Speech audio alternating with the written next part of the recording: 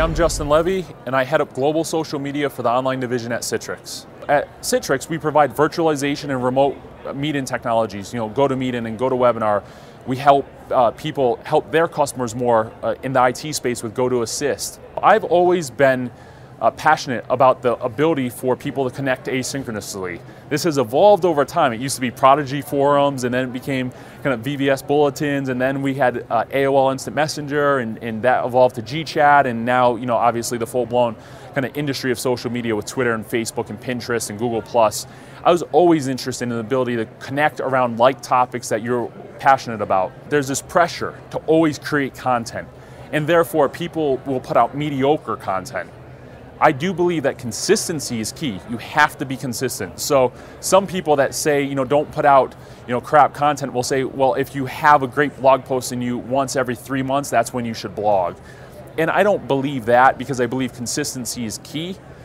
But you're seeing this evolution of marketing becoming more integrated, or this content becoming more integrated. So now, as opposed to creating an ebook and having a webinar, and having a white paper, and having a blog, and having all your social accounts, you're seeing this come together and become more integrated. So, how that might work. You might create an ebook with a call to action to register for the upcoming webinar, and then you might post the webinar on your blog afterwards as an archive to drive leads into your sales funnel, and then you might use email marketing to send that to people in your journey, or in your database that's going through the customer journey right now, to get them to engage as a piece of helpful content for them that then you might share out through social channels. So you're starting to map this as integrated content, as opposed to kind of siloed content, and trying to create more of everything, trying to reuse that content in multiple channels.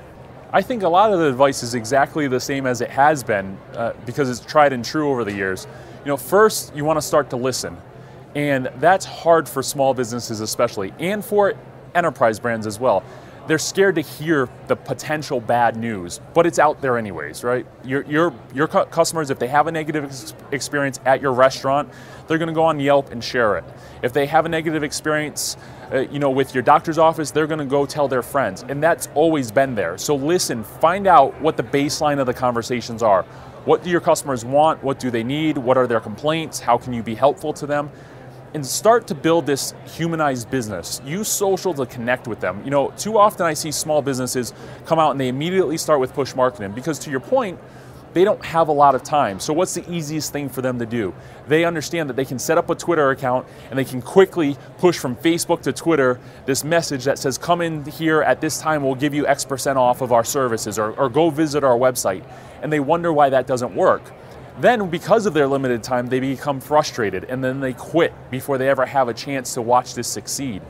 But try to form that human connection. At the restaurant, what we did was we started a weekly video show where I shot on a little camera. It wasn't high quality at all, but shot a camera on this little camera, shot my executive chef and my partner teaching our customers and our viewers something to do with the kitchen, whether it was how to unzip a tomato with a knife or how to roast onions. And that provided not only education and was helpful to our viewers, but it also formed this human connection between the executive chef and the person that was going to eat the food at the table. So now people came in, they felt like they knew Joe before they ever knew who Joe was, because of the weekly video show. So look at those types of opportunities.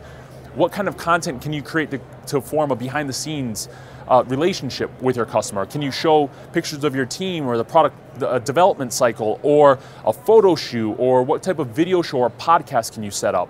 Anything to create that human connection using visual. To find me, you can find me at justinrlevy.com. Of course, for work, citrix.com or workshifting.com. Great, thank you very much.